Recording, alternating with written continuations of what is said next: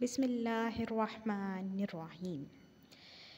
जी, class 6 जैसे कि हमारा उर्दू का सबक जो है वो आज सबक नंबर 14 स्टार्ट होना है, जिसमें हिफ़्ज़ान सेहत यानी सेहत को सेहतमंद रहने के असूल बयान किए गए हैं। इसमें जो है वो जमात के कुछ तलबा जो है आपस में बहस करते हैं। इसमें सारा कुछ उसके बारे में बताया गया है। इसमें सारी रीडिंग उसके ही मुताबिक की गई है।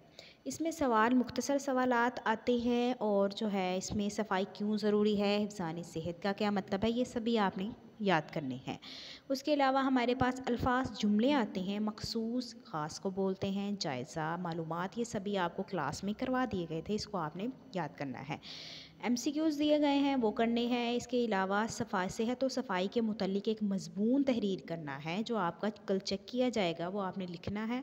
उसके अलावा नीचे जो है हमें इसके अलावा हमें नीचे कुछ मायनी अल्फाज मायनी दिए गए हैं, जिनके दो तरह के मायनी। शेर है तो एक जानवर को बोलते हैं, इसके अलावा शेर दूध को बोलते हैं, ठीक है। इस तरह आपने इसमें बयान करना है। उसके अलावा मायनी के लिहाज से फ़ेल की इक़साम बहुत ही एक अहम अनवान है हमारे पास। ये आपको ग्रामर के लिहाज से आ सकता है, इसमें से आपको MCQs बन के इसके अलावा जो है तारीफ़ दी जा सकती है।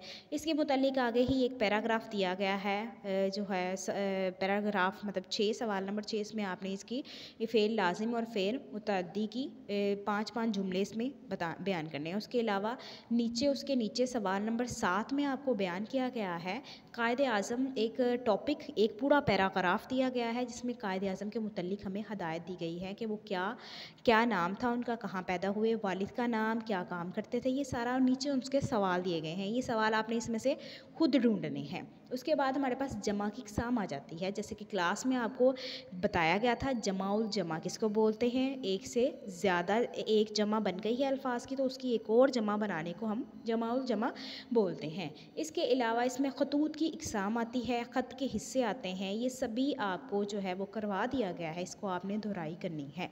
इसके अलावा एंड पे हमारे पास लास्ट पे एक जो है वालिद के नाम बीमारी का ख़त आता है। बीमारी मतलब उनकी बीमार हो चुके हैं, उसके मुतल्लिक आपने जो है पूछना है उनसे हाल चाल की, क्या तबीयत कैसी है उनकी, ये सारा इसमें ख़त में आपने लिखा हुआ है। इसके अलावा ख़त जो आपने ख़ुद से राइट करना है वो हमारे पास है दोस्त के नाम ख़त, जिसमें उसे हमने अपनी सालगिरह में शमूलियत की दावत देनी है, ठीक है, सालगिरह में उसे बुलाने का ख़त है।